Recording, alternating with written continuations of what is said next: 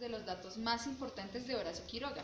Por ejemplo, él nació el 31 de diciembre de 1878, murió el 19 de febrero de 1937 en una madrugada. En realidad él se suicidó tomando un vaso de cianuro. Su vida estuvo marcada por muchas tragedias y por eso el personaje principal en la mayoría de los cuentos que él narra es la muerte.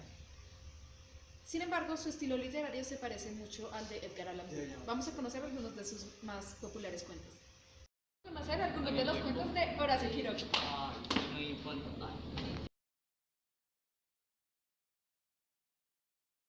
Era un día como cualquier otro, un campesino haciendo su típico trabajo. Pasando las púas, se encontraba un buen cultivo. La esposa lo llama para cenar y el esposo responde a que ya va. Después de que va a cruzar, el hombre resbala y su machete cae y lo atraviesa. Esa es la historia de un hombre muerto. El triple robo del amor.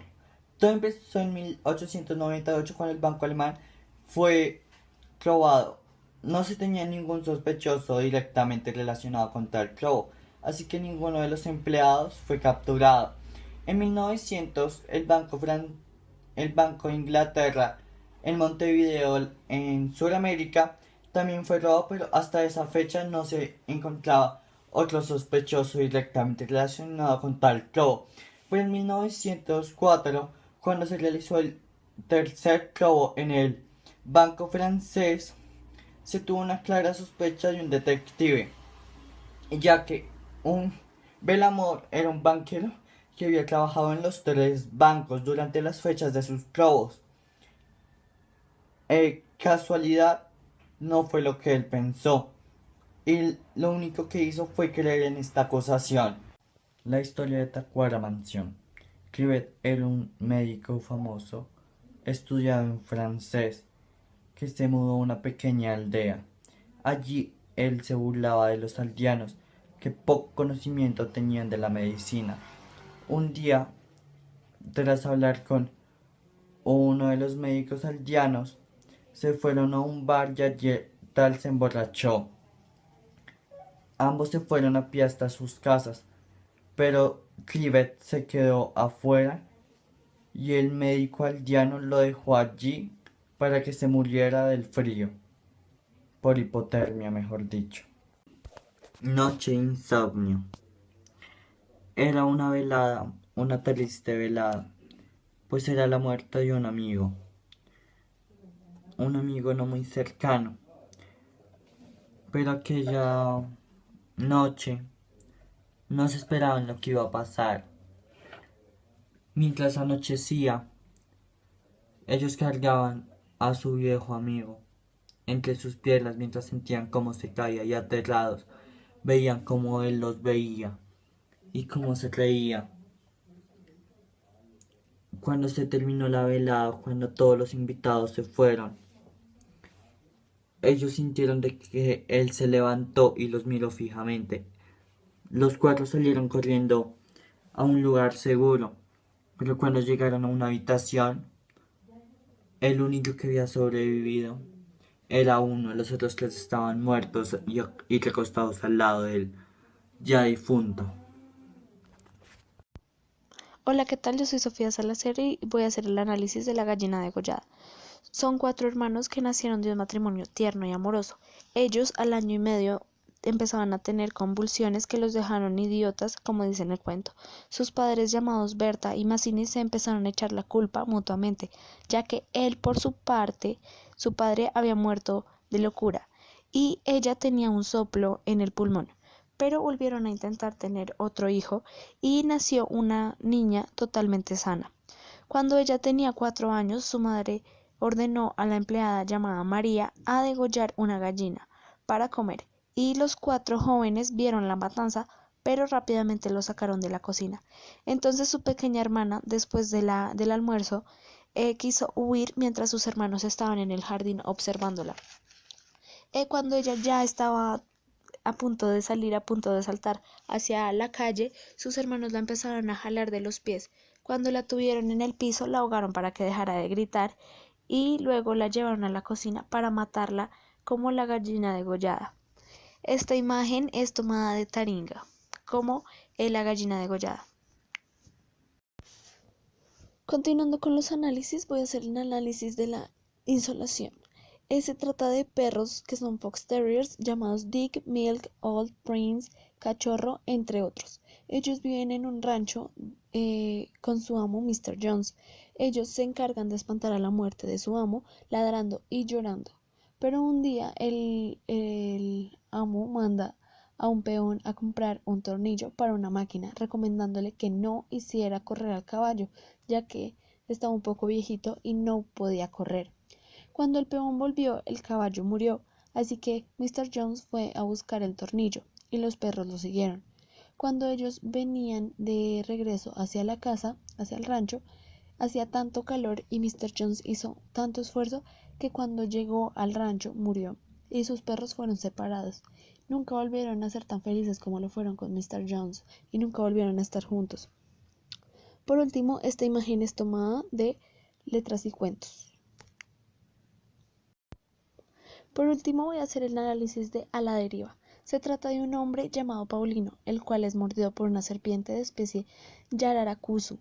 Primero le pide ayuda a su esposa, Porotea, que le traiga un vaso de agua, pero ese vaso de agua le sabe a caña, así que decide ir río abajo por el Paraná, Brasil, para llegar al Pacurupucu, pero pensó en pedir ayuda más cercana con su compadre Alves, con el cual tenían una pequeña discusión, pero no fue efectivo, no había nadie que lo escuchara. El atardecer empezaba a caer y empezó a recordar cosas y a pensar que ya estaba cerca, pero no, tampoco sentía dolor. El veneno ya se había expandido por todo el cuerpo y murió a la deriva del río. Esta imagen es tomada de WordPress. La cámara oscura de Horacio Quiroga. Esta historia es contada por un narrador del cual no se sabe nombre. Él cuenta la historia de Malaquías Sotelo, un juez de paz. Este era un indio bajito y de cuello corto quien desconfiaba de todo y de todos. El narrador nos cuenta que por esto a quienes lo conocían y a él mismo se les hizo muy extraño cuando se enteraron de que este desconfiado hombre había sido víctima de una estafa. Luego el narrador visita al juez, quien había sufrido un fuerte ataque de asma y se encontraba muy mal. Cuando el narrador llega, el hombre estaba en sus últimos minutos de vida.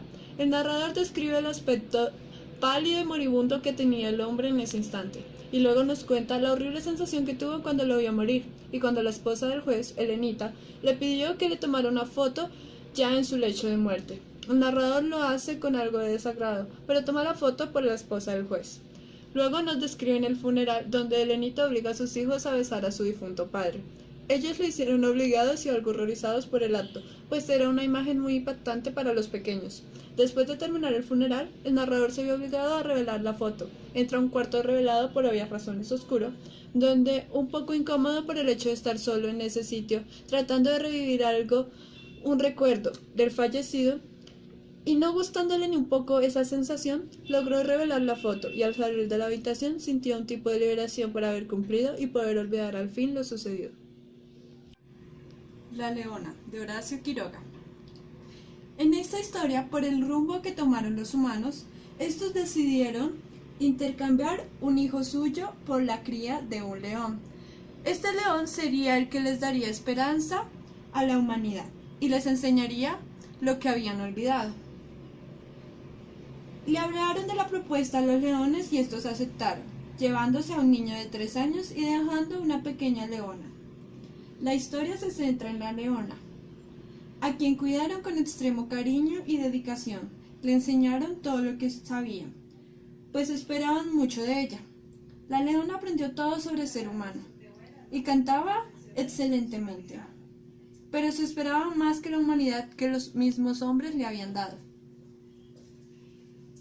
En su siguiente concierto, la joven leona, con tanta presión recibida por las críticas de sus anteriores canciones,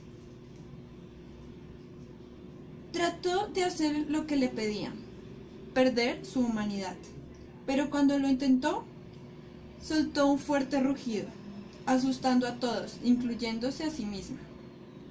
Al ver esto, los hombres le dieron una última oportunidad, pero la leona siguió rugiendo. Así que decidieron echarla de la ciudad y devolverla a lo salvaje. Así la leona deja la ciudad con suma tristeza. Se quita la ropa que le habían dado de humana y ruge, sintiéndose al fin libre. En la noche. La historia se desenlaza en diciembre en un río en Paraguay llamado Tellecuré. Una pareja de esposos quieren vender tabaco y banano que ellos tienen y cosechan en San Ignacio. Embarcan con su mercancía. Durante el trayecto en el río se topan con rayas, o sea, las mantarrayas. Una de ellas lastima a Andrés, el esposo. Su esposa tiene que remar 18 horas continuas hasta Santa Ana para lograr salvar la vida de su esposo. El Yacyretá. El Yacyretá es como un duende, su cantito es muy fino y melancólico. La historia trata de un hombre acompañado de su compañero montados en una canoa en río. Había mucha tormenta, estaban por naufragar, estaban ciegos de agua, con la cara adolorida por la lluvia que golpeaba sus rostros, hasta que una ola gigante los arrastraba hacia Blosset, una playa de arcilla. Caminaron y caminaron por la playa hasta que se toparon con un rancho donde se encontraba una familia pequeña de 3 hijos y los padres, y un pequeño que estaba en una hamaca con un ataque cerebral. Todos se encontraban sentados indiferentes en ese momento. Cantó el Yacyretá. Rápidamente las niñas se taparon la cara y cabeza con los brazos, y el Yacyretá cantó de nuevo, pero mucho más cerca. El pequeño solo agitaba de nuevo el Yacyretá. Volvió a cantar y el pequeño se rió con 42 grados de fiebre y una meningitis, y respondía con una carcajada cada vez que el Yacyretá cantaba algunas veces. Algunas veces sacudía la cabeza o roncaba. La presencia del Yacyretá se sentía cada vez más cerca. Después los hombres se van y regresan únicamente. El hombre de nuevo al rancho pasados 4 años. El hombre ve a un niño de más o menos 6 o 7 años, parado al lado del arroyo desnudo y extremadamente flaco. Lleva una vara de pescar en la mano derecha y en la izquierda un banano. El niño miraba inmóvil al hombre. El hombre le preguntó acerca del rancho. El pequeño echó a reír mientras le caía un hilo de baba espeso en la panza. El hombre solo se fue de allí rápidamente. El alambre de púa. Se trata de 2 caballos, el alazán y el malacará, que viven en una chacra. Un día los 2 caballos escapan a través de una brecha en un monte que el malacará había encontrado y descubierto. Después de cruzar y atravesar varios obstáculos durante su viaje, se toparon con un camino rodeado de pasto y con un grupo de vacas. Ellas les aseguran que los caballos no pueden pasar y pastar allí, y les dicen la capacidad que tiene el toro Barigüí, que tiene la capacidad de cruzar y pasar por cualquier límite puesto por los chacareros. Saninsky, el polaco dueño del toro, discute con un chacarero porque Barigüí había pisoteado la avena. Después, el chacarero le afirma al polaco que el toro no podrá más atravesar de nuevo por el nuevo alambre de púa, que lo colocará. Barigüí se lastima seriamente al intentar cruzarlo y atravesarlo. Finalmente, Saninsky, harto de esto, decide carnearlo. Mi nombre es Valentina Rodríguez Tejedor y hoy vamos a hacer el análisis de El Hijo, un cuento de Horacio Quiroga. La historia comienza con una mañana de verano. Un joven de 13 años, que era alto para su edad, pero aún inmaduro e inocente, sale con una escopeta y algunos cartuchos para ir a cazar al monte. Le gusta cazar palomas, tucanes, garzas, entre otros tipos de aves. Acuerda con su padre volver a las 12. Sin embargo, a la hora acordada, el muchacho no aparece, pero el padre se tranquiliza intentando pensar que el niño probablemente se haya distraído admirando el paisaje del monte y tal vez se le haya pasado el tiempo. Mas sin embargo, pasadas 3 horas que el niño no vuelve, el padre se preocupa y decide ir a buscarlo al monte. Aquel pobre hombre era ya un viudo desde que su hijo había cumplido 4 años. Le había tocado la vida muy duro.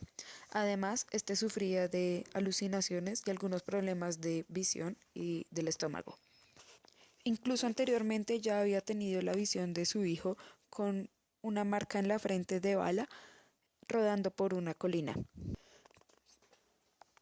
Pero este se desistía a creer que su hijo estuviera muerto y empieza a gritarlo y a llamarlo por todo lado. Finalmente el niño acaricia su cabello y juntos se van a la casa. Pero al final en la historia se descubre que todo esto no fue más que una alucinación y su hijo había muerto ya desde las 10 de la mañana, cerca de un alambre de púas. Ahora vamos a hacer el análisis de las moscas, una réplica del hombre muerto. Todo comienza en un escenario devastador de un incendio, un hombre recostado en un tronco con la corteza intacta. Tenía la columna rota porque había tropezado con un reigón, y el hombre que miraba a su alrededor se sentía solo, pues lo único que lo acompañaba era el sol y las cenizas de aquel caos, cosa que lo hizo sentirse muy mal y decidió hacerse a la idea de la muerte. Mientras escuchaba unos zumbidos que él creía eran causados por el dolor, y que poco a poco iban aumentando hasta que una tiniebla nubló totalmente su vista. Y posteriormente tuvo unas alucinaciones de ver a potros saliendo de una puerta y de ver a personas decapitadas saliendo de otra. Intentó cerrar los ojos para dormir finalmente, pero no pudo. Y al volverlos a abrir, estaba en un cuartito de hospital con 4 personas que intentaban convencerlo de que no estaba muerto aún. Él los mira incrédulo, y ellos le dijeron que lo someterían a una prueba con moscas que tienen un olfato totalmente fino y saben distinguir la carne descompuesta incluso antes de que el cuerpo desfallezca. Con lo cual concluye que el zumbido que escuchaba eran aquellas moscas y que su hora ya había llegado.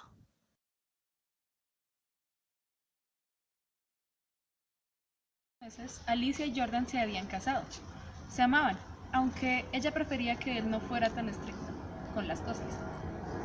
Con Jordan las cosas eran diferentes. Él amaba a Alicia con pasión. Su casa era blanca, silenciosa, un poco escalofriante y algo fría.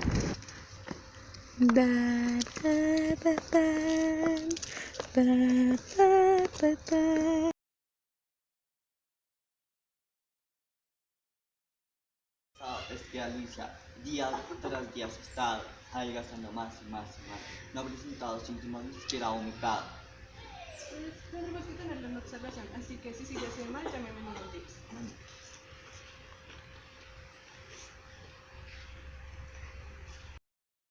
¡Jordan! Aquí estoy.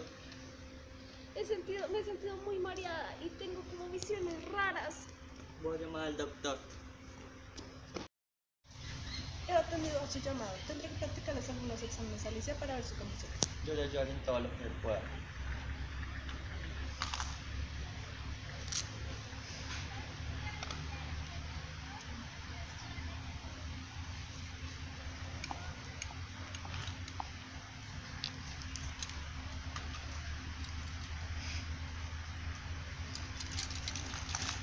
Bueno, pues no sé cómo decirlo. Alicia se encuentra muy mal y su ritmo cardíaco ha disminuido notablemente, por lo cual yo creo que ella tiene una anemia hemofílica, pero nada es seguro. ¿Y qué se debería hacer en este caso?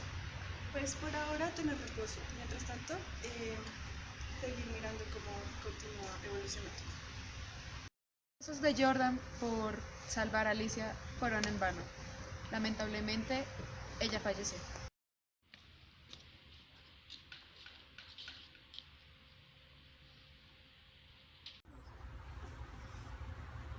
Señor, la verdad lamento mucho la muerte de Alicia, fue algo muy repentino. Sí, la verdad es que me dolía. En los últimos días perdí el conocimiento y ya no me reconocía. Señor, este almohadón tiene picaduras, Levántalo a ver qué encontramos. está muy pesado. Vamos a ver lo que tiene en el interior. Oh, por Dios. Hay un parásito de ave, el que mató a Alicia. ¡Oh!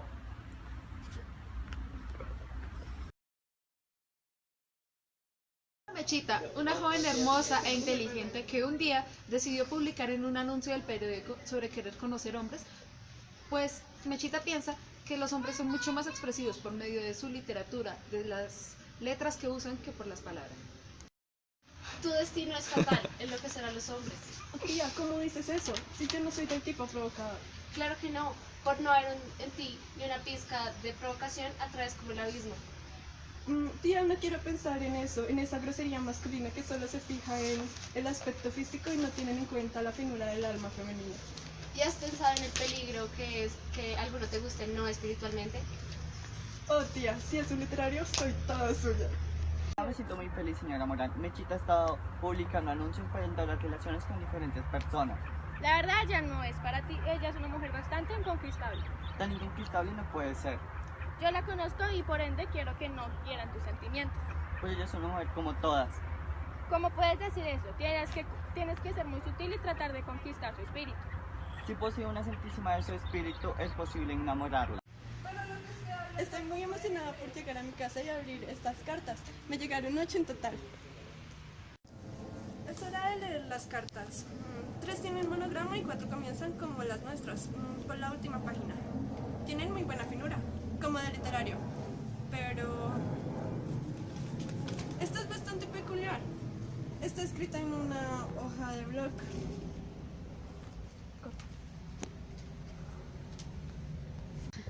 He dejado pasar 10 días para que estos hombres muestren su verdadero interés, pero ahora he recibido 7 cartas, no 8.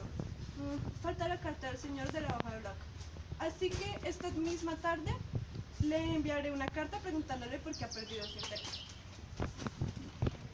Durante varios días, Mechita y el hombre de la misteriosa hoja de blog se estuvieron mandando muchísimas cartas. Tía, me llama tanto la atención, me encanta cómo escribe, pero quiero conocerlo, quiero verlo, por supuesto. ¿Y no temes desilusionarte? Me refiero a que no sea lo que tú esperas. Pues a mí no me importa lo guapo, si a eso te refieres, solo me importa que sea literario. ¿Y si no lo es? Pues, tía, eso se ve en la forma en que se escribe, es imposible simular si se es o no literario. Eso se lleva en la sangre. Bueno, Mechita, entonces recíbelo 10 minutos en tu casa y así sabrás si es o no para ti y también sabrás si es o no literario. ¡Qué dicha! Hace 4 meses era el hombre más infeliz del mundo. Ahora, no tengo ni siquiera palabras para describirlo. Es que tengo miedo también de que se desilusione al ver mi aspecto. Es que ella es tan bella, tan terriblemente bella. Unas horas antes, ambos personajes estaban ansiosos, con vértigo a flor de piel, y en su encuentro no se dijeron nada, pues ya no tenían nada que decir, todo ya estaba dicho. Solo tenían que sentir el cuerpo de cada uno. Se acariciaron las manos, él acarició su pelo con toda dulzura, y todo fue de manera muy inocente. ¿Qué libro estás escrito? La verdad es que no soy literario, soy incapaz de escribir un solo verso. La verdad es que solamente puedo ofrecer un corazón real y fuerte. Aún así me sigues amando. Así de cualquier manera. Olvidaremos pues de que yo soy la bestia y tú. Ah, claro, como el cuento. La bête y la bête. Yo también sé francés, verás. Donc yo soy et la bête et tú. Dios mío, se dice y toi.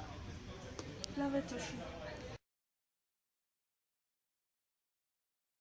Creo que sí, ya está Se grabando. acariciaron las manos, él acarició su pelo con toda dulzura y todo fue de manera muy inocente. ¿Qué? Seguir mirando cómo continúa evolucionando. Ya, telegrames. No me acuerdo, no sé si alcanza a escucharte.